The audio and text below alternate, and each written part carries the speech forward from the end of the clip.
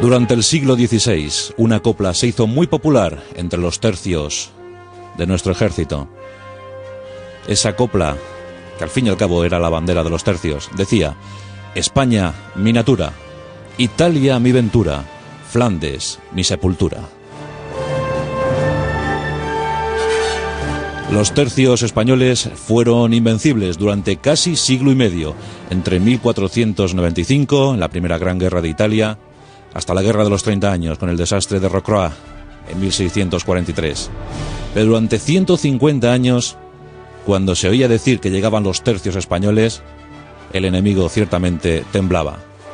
Fue un siglo de oro, un siglo de florecimiento para las armas españolas. Esta noche vamos a recordar, vamos a homenajear al artífice de aquellos tercios. Nos referimos, por supuesto, a don Gonzalo Fernández de Córdoba, más conocido por todos como el Gran Capitán.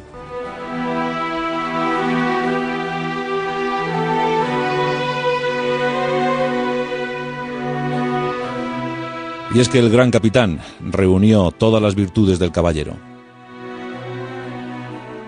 Su planta, su porte, su diplomacia, su magnanimidad, su estilo, su condescendencia y su forma de ver el arte de la guerra hicieron de él un ejemplo a seguir. Don Gonzalo nació en tiempos inciertos. Caía Constantinopla, era el año 1453. Y en la localidad de Montilla, en Córdoba, ya en Córdoba, nacía Gonzalo, el menor de dos hermanos. Primero nació Alonso, don Alonso, y después él, don Gonzalo. Corría el mes de septiembre de 1453. Sus padres, don Pedro Fernández de Aguilar y doña Elvira de Herrera. Padres pertenecientes a la baja nobleza, a la pequeña burguesía de la zona, siempre dispuestos a acudir en ayuda de tal o cual causa. La educación que recibieron los niños fue notable. El tutor, el preceptor, el instructor de los niños era nada más y nada menos que el notable don Pedro de Cárcamo. Don Pedro supo instruir a los niños en valores tales como la gloria o la virtud. Les supo enseñar, les supo inculcar que alcanzar la gloria o la virtud era el máximo anhelo de cualquier caballero español. Y los tiempos se presentaban muy propicios para que los jóvenes sacaran a relucir esas virtudes, sobre todo en el campo de batalla. Alonso, por supuesto, iba a ser el heredero.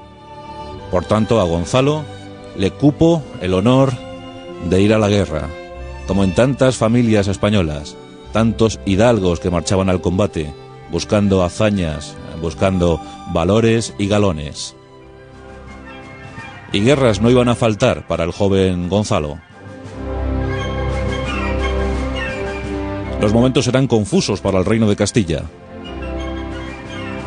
Enrique IV había sido desposeído de su cetro y de su corona en Ávila. El pretendiente, don Alfonso, se hacía con el mando de la nación. Y Córdoba, la ciudad de Córdoba, se puso al lado de don Alfonso. Más tarde llegarían las disputas entre la Beltraneja y doña Isabel, la que sería Isabel I de Castilla. En los dos casos, Gonzalo combatió al lado de los pretendientes. Estuvo al lado de don Alfonso y estuvo al lado de doña Isabel. Y estos actos que se cumplieron en la década de los 70, ya por el siglo XV, doña Isabel los iba a recompensar muy bien. Don Gonzalo brilló con fulgor propio en los campos de batalla castellanos.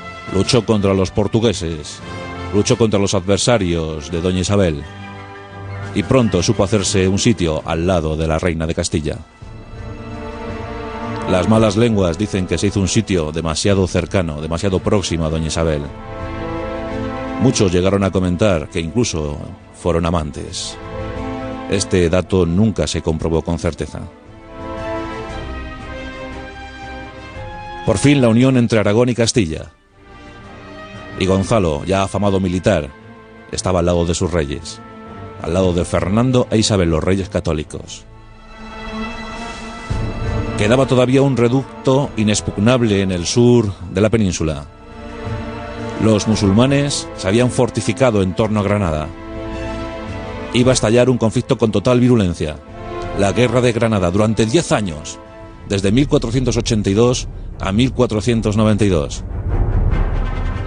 10 años con miles de bajas en un lado y en otro. 10 años donde se tuvo que reestructurar todo el ejército español. Esas modificaciones producidas entre 1483 y 1487 iban a dar fructíferos resultados en acontecimientos posteriores.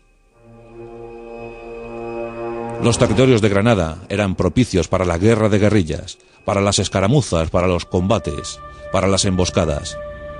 Y todo eso lo fue aprendiendo don Gonzalo. Don Gonzalo todavía no era conocido como el Gran Capitán, pero ya tenía galones suficientes como para imponer su dominio, para imponer su decisión en determinadas acciones bélicas. Durante años, los empujes, los retrocesos, los avances, los contraataques se fueron sucediendo. Finalmente, el 2 de enero de 1492, los últimos musulmanes capitulaban. Era en Santa Fe. Había terminado la guerra, pero un buen puñado de soldados tenían que ser desmovilizados. Soldados que habían estado durante 10 años combatiendo, muy acostumbrados al malvivir del soldado. ¿Qué pasaría a partir de ahora? Pues que nadie se preocupara porque iban a llegar nuevos escenarios, nuevos parajes para la guerra. El nuevo campo de batalla se perfilaba en el sur de Italia. Allí tendrían que ir las fuerzas españolas. Carlos VIII, el rey absolutista francés, había entrado con una presión total sobre Italia. Él, con 30.000 infantes y otros tantos jinetes, avanzaban por toda la bota italiana. El objetivo era llegar a Nápoles. Nápoles bajo la influencia de Aragón, del reino de Aragón. ¿Quién podría frenar al impetuoso y adolescente, casi adolescente, Carlos VIII? Sus ballesteros, su artillería, sus jinetes eran los mejores de Europa. Se consideraba como el mejor ejército de Europa. No en vano se habían curtido en la Guerra de los 100 años. Tenían bien ganado ese prestigio. ¿Alguien podría oponer algo contra las tropas de Carlos VIII? Los españoles lo iban a intentar. Los reyes de Nápoles pedían ayuda incesante a España. Necesitaban tropas que pararan el avance francés. España lo que envió fue a uno de sus mejores militares, a don Gonzalo Fernández de Córdoba, y con él 5.000 infantes y 600 jinetes. ¿Serían suficientes? En esos tiempos, la unidad táctica más popular ya en el ejército español era esa división de combate. Don Gonzalo había organizado muy bien al nuevo ejército. De hecho, es el padre del nuevo ejército español. Las divisiones estaban perfectamente pertrechadas y preparadas, y además muy bien subdivididas. Don Gonzalo las subdividía en tercios. Los alabarderos, los arcabuceros y la infantería ligera eran los 3 tercios de la unidad táctica regular del ejército español. En 1495, en mayo de 1495, don Gonzalo ponía pie en tierra italiana. Era momento para la gloria. Era momento para poner a prueba el ardor combativo de los españoles. Hasta entonces, recordamos, la hegemonía era francesa. Su unidad táctica más famosa era la lanza. La lanza era un grupo de 6 combatientes, a cuyo frente iba un caballero, con 2 ballesteros, 2 escuderos y un garzón, que se encargaba de transmitir noticias a otros grupos de ejército. Las lanzas francesas eran invencibles hasta entonces. La caballería francesa se tenía por la mejor de la época, caballería pesada, estruendosa, abrumadora, que pocas veces solía perder un combate. Pero había llegado don Gonzalo Fernández de Córdoba y llegaba con tácticas nuevas. Llegaba dispuesto a decir, dispuesto a demostrar que la infantería estaba a punto de consolidarse como la gran fuerza combativa del siglo XV y posiblemente del siglo XVI. Pero esto tenían que someterlo a exigentes pruebas, durísimas pruebas, en los campos de batalla italianos. La verdad es que las primeras tomas de contacto fueron buenas, pero hay que decir que el 28 de junio de 1495 se produce la única derrota en campo de batalla que sufrió don Gonzalo Fernández de Córdoba. En Seminara. Allí él no quería presentar batalla, pero el error combativo de sus hombres, de sus capitanes, quiso que se presentara batalla. Y el desastre fue total para los españoles y sobre todo para los sicilianos, el contingente más grueso de la tropa española. Don Gonzalo tomó muy buena nota del desastre. Desde entonces no volvería a cometer ningún error. Es decir, desde entonces don Gonzalo Fernández de Córdoba no volvió a perder ni una sola batalla. Y a fe que libró más de un centenar. Aprendió muy bien la lección. Desde entonces la disposición táctica del ejército español fue insuperable. En primera línea se situaban los alabarderos. Detrás de ellos la infantería ligera, casi siempre armada con estupendas espadas toledanas. Los arcabuceros, que hacían como artillería ligera y servían para frenar el ímpetu de los jinetes de los caballeros franceses. Y cada grupo de estos siempre acompañado por caballería ligera, que siempre daba un buen rendimiento. Esa disposición, sobre todo la de los fornidos alabarderos, desmontó a muchos jinetes franceses. La infantería española se iba consolidando como una de las grandes de Europa. Los españoles eran soldados muy duros. No eran tan corpulentos, tan altos como los suizos, por ejemplo. Los franceses siempre utilizaban infantería pesada suiza. Ni tan corpulentos como los alemanes. Pero eran pequeños, estaban acostumbrados a la austeridad. Estaban acostumbrados a combatir, siempre a buen nivel, con la austeridad como reina de todas las situaciones. Podían mal comer, mal dormir, mal vivir y aún así dar un buen rendimiento al día siguiente en el campo de batalla. Otros soldados europeos no estaban en esa situación. Más bien vivían en la molicie, estaban acostumbrados a vivir bastante bien. Los soldados españoles nada tenían y por tanto poco a poco tenían que perder. Y esa fama se fue acrecentando. En Italia empezaron a llegar las victorias. En Regio hubo una auténtica masacre entre la guarnición francesa. A don Gonzalo no le gustaba masacrar al enemigo. Más bien al contrario, le gustaba dar buen trato a los prisioneros, a los vencidos. Pero había que actuar con decisión y con fiereza en algunas ocasiones. Y en Reggio fue una de esas. Sometió aquella fortaleza a sitio. Y como encontró una tenacidad más que fuerte, pues masacró, pasó a cuchillo a toda la guarnición. Dejó que algunos supervivientes escaparan y propagaran el mensaje por todo el territorio. Y esto fue muy determinante, porque otras guarniciones francesas fueron cayendo sin ningún problema, muchas se rindieron sin lanzar un solo disparo. Los soldados empezaron a adorar, a querer, a respetar a don Gonzalo. Y poco a poco fue ganando el sobrenombre de Gran Capitán. Uno de los secretos de los tercios españoles fue sin duda la gran oficialidad que en ellos había. Los tercios eran subdivididos en compañías y al frente de cada compañía un capitán casi siempre de origen español, y luego había innumerables alféreces que comandaban pequeños grupos. Tener tantos oficiales y tan bien preparados fue definitivo para la gran campaña de Italia entre 1495 y 1498.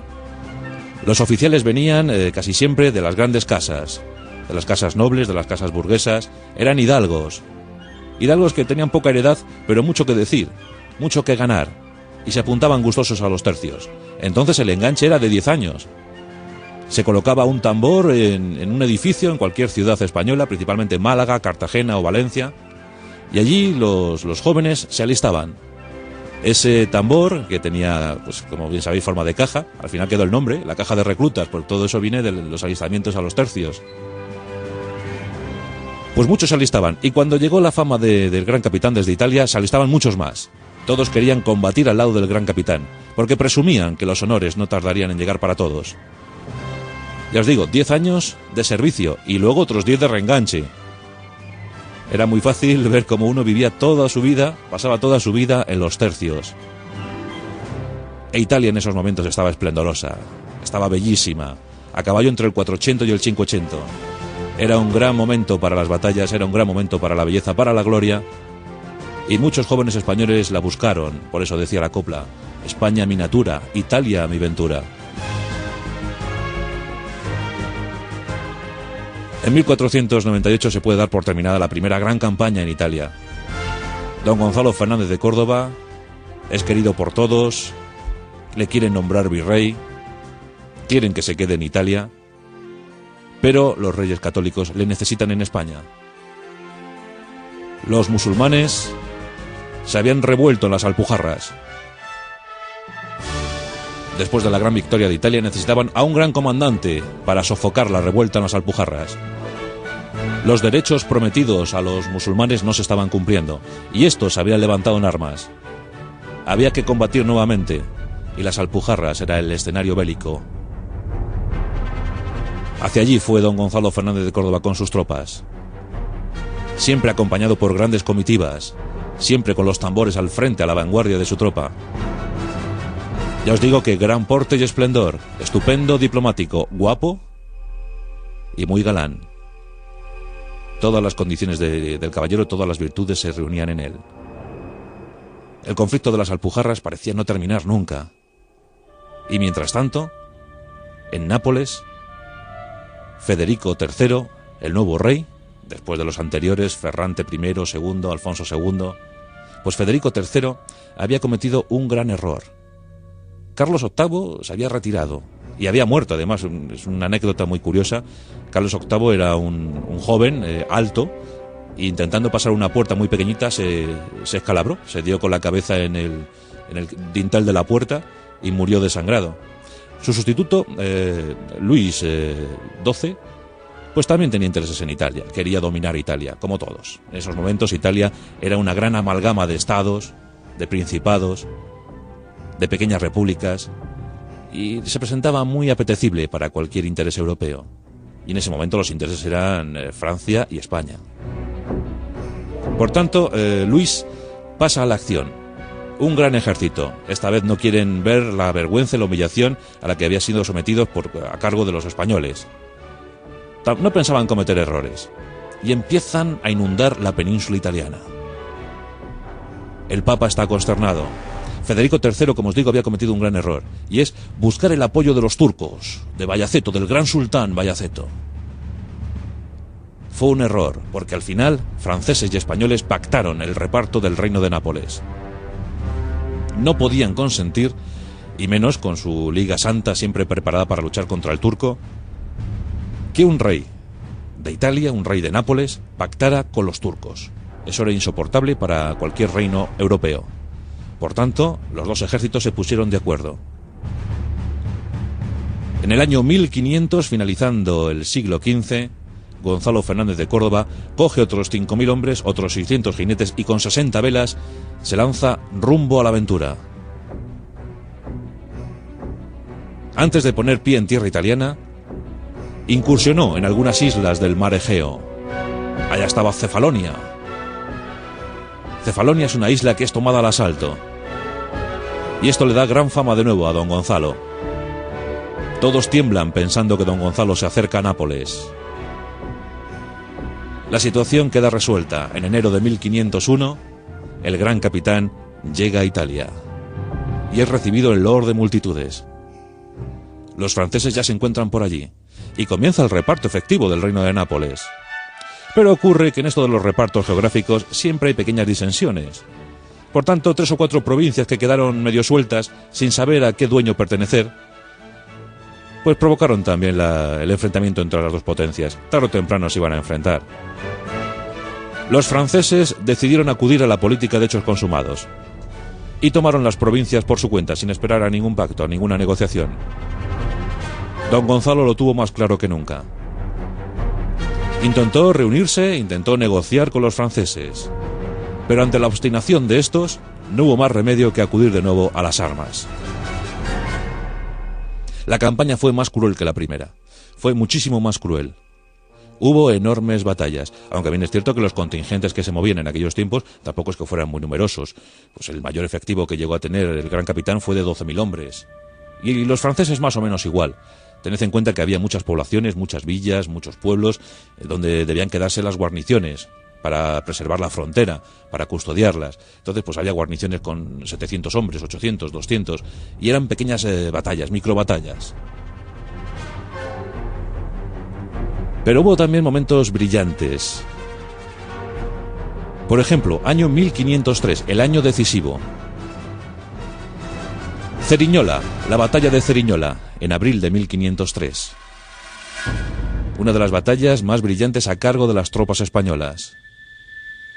La toma de las posiciones defensivas a cargo de los españoles fue de ejecución muy novedosa, muy destacada. Después de una gran caminata, los españoles estaban exhaustos, pero don Gonzalo no quiso descansar y tomó las posiciones dominantes en la zona de Ceriñola.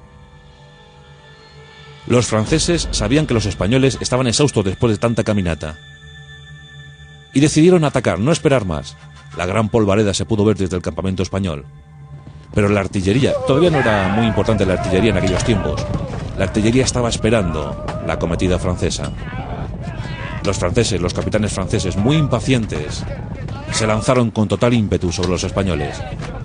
Pero ocurre que don Gonzalo, perfecto conocedor de la ingeniería militar, había dispuesto una suerte de defensas, redes, garfios, pinchos, y pronto hicieron su efecto sobre la caballería. Miles de alabarderos estaban esperando la acometida francesa. La artillería dominaba desde la posición alta. Los franceses disparaban desde abajo. Y poco a poco los jinetes franceses iban acercando. El impacto fue brutal. Los españoles estaban esperando al acecho. Y aun sedientos, aun cansados, ofrecieron un combate de alta magnitud. Centenares de caballeros cayeron al suelo. Los alabarderos se emplearon con furia. La infantería ligera pasó a la acción. Y los arcabuceros españoles devastaron las primeras filas. El balance de la jornada se cifra en más de 3.000 muertos en el bando francés, por tan solo 100 muertos en el bando español. La victoria fue total para los intereses españoles. Ceriñola fue una humillación. Descabalgados, humillados, vencidos, los franceses se retiraron a duras penas. Don Gonzalo fue magnánimo, dejó que escaparan. El propio jefe militar francés murió en aquella batalla. El duque de Manhuas había muerto, y eso le produjo gran dolor a don Gonzalo. No le gustaba matar a gente, no le gustaba, en absoluto. Siempre decía que despreciaba la muerte, que se veía obligado siempre para cumplir con los intereses de su país. En muchas ocasiones los franceses se rendían, y él incluso les procuraba paso libre hacia Francia. Por eso tenía gran prestigio entre la tropa francesa. Pensaban que si se enfrentaban al gran capitán, aunque cayeran prisioneros o vencidos, siempre iban a tener el respeto de los españoles. Y así fue en muchas ocasiones. Fue una guerra muy romántica esta segunda de Italia. Hubo incluso muchos desafíos entre caballeros. Cuenta la leyenda, que en una ocasión los caballeros franceses se mostraban muy ufanos ante su superioridad táctica en el campo de batalla. Decían: los jinetes franceses son sin duda alguna superiores a los españoles. El rumor llegó a las filas españolas. Los capitanes españoles pidieron a su gran capitán que les diera paso libre a un desafío. Y este accedió. Tened en cuenta que los intervalos de tiempo eran abrumadores. Muchas veces pasaban meses sin un combate. Y los jóvenes estaban deseando probarse. Pues el desafío se concertó. En aquel tiempo muchas veces se animaban a la batalla mediante cartelones. Hacían un cartel animando a la batalla, como en aquella ocasión que fueron los franceses con un cartel animando al gran capitán a salir de una guarnición y presentar batalla. Fue la famosa frase del gran capitán: yo no suelo combatir cuando me lo pide el enemigo, más bien suelo combatir cuando me apetece a mí. Así que no esperaré a que el enemigo esté enojado para combatir, siempre lo haré cuando a mí me apetezca. Bueno, pues el desafío se concertó. 11 caballeros en el lado francés, 11 caballeros en el lado español. Se ajustaron los tiempos, se preparó el campo y los 11 se lanzaron contra los 11. Durante 5 horas estuvieron a mandoble limpio. Durante 5 horas se acometieron unos contra otros, se lanzaron unos contra otros. Se caían, se levantaban, se volvían a caer. Al final, después de las 5 horas, parece que la discusión se puso del lado de los españoles. Pero los franceses, muy aguerridos, se habían atrincherado tras los cadáveres de sus propios caballos. Y seguían combatiendo. Al final, los jueces, como había caído la noche, decidieron parar el combate y dar el enfrentamiento por tablas. Lo dieron como un empate. Dijeron que la tenacidad de los españoles se había visto frente a la constancia de los franceses. Así que dieron el encuentro en tabla, lo dieron por empatado y todos a su casa. Y así iba sucediéndose en la segunda campaña de Italia.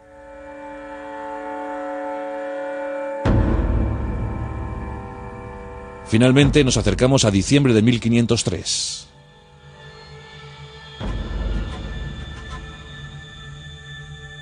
Nos encontramos a punto de ver el fin del conflicto. En Garetallo se iba a dar una gran batalla. La batalla definitiva, la más brillante a cargo de las tropas españolas. Allí se iban a discutir los intereses definitivos. Una campaña que empezó en septiembre de ese año 503 y terminó más o menos el 1 de enero de 1504. Pero la gran batalla se produjo entre el 28 y el 29 de diciembre. Aquí los franceses opusieron todo lo que tenían frente a los españoles. Nos encontramos en las riberas del río Garetallo. En el lado derecho los franceses, en el lado izquierdo los españoles. Las dos formaciones perfectamente preparadas y alineadas.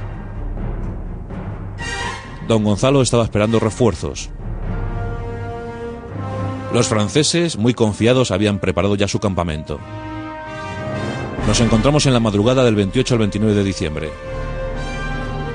Don Gonzalo se dispone a iniciar uno de sus movimientos más brillantes y famosos. Va a intentar envolver al campamento francés.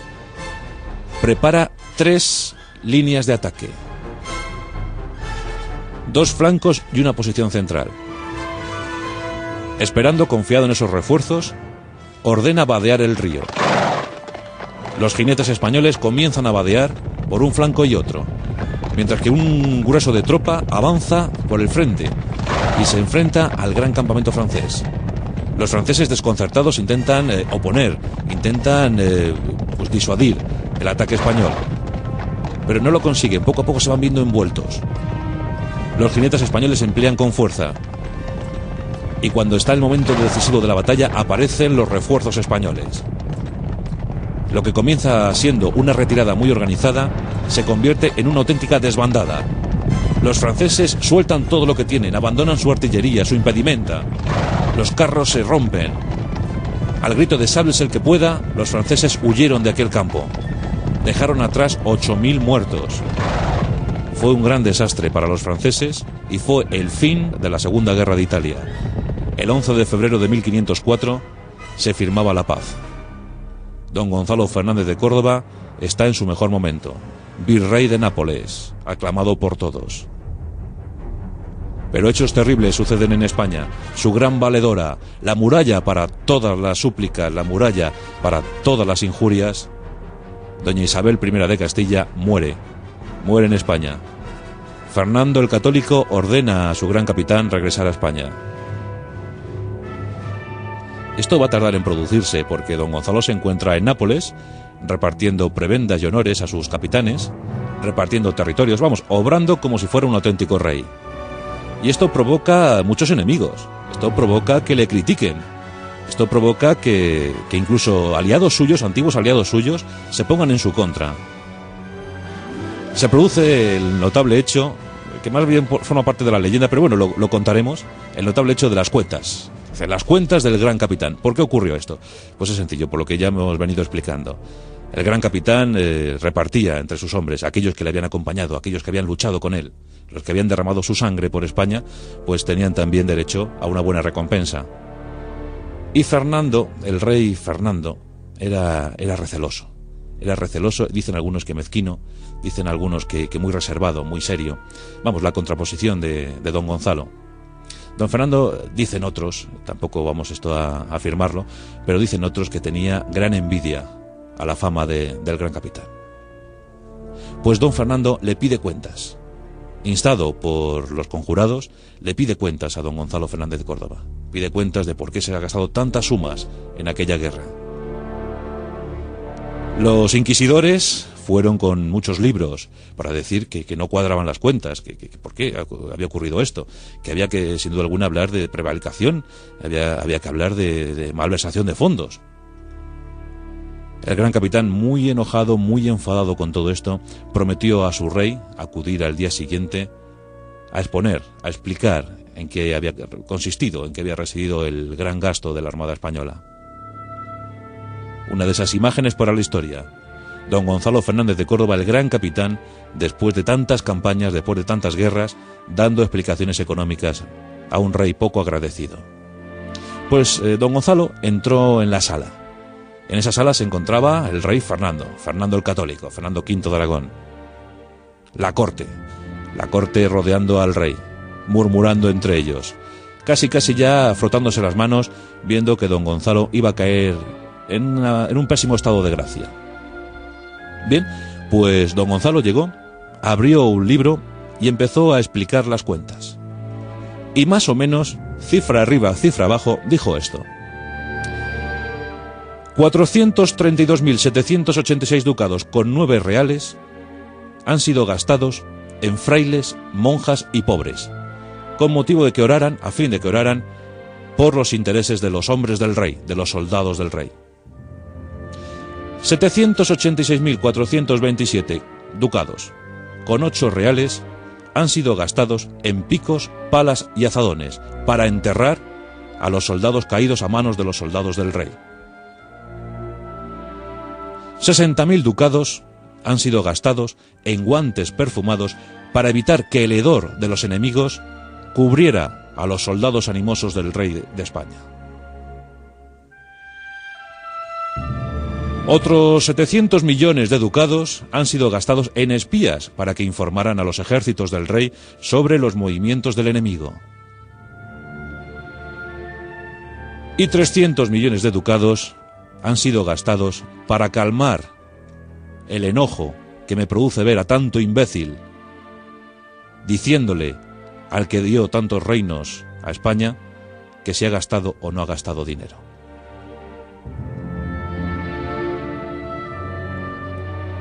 Ante esto, pues la risa, el clamor, la gente aplaudió más que nunca a don Gonzalo. Y don Fernando lo único que tuvo que hacer fue callarse y decir que el asunto estaba acabado, que no se volvería a hablar más de ese asunto. Las cuentas del gran capitán. En 1507 regresó a España, olvidado por casi todos, le habían prometido el maestrazgo de la Orden de Santiago, nunca se lo dieron. Y en 1515, el 2 de diciembre, moría víctima de la malaria contraída en Italia. Fue enterrado en la iglesia de San Jerónimo en Granada. Allí murió don Gonzalo Fernández de Córdoba, el gran capitán.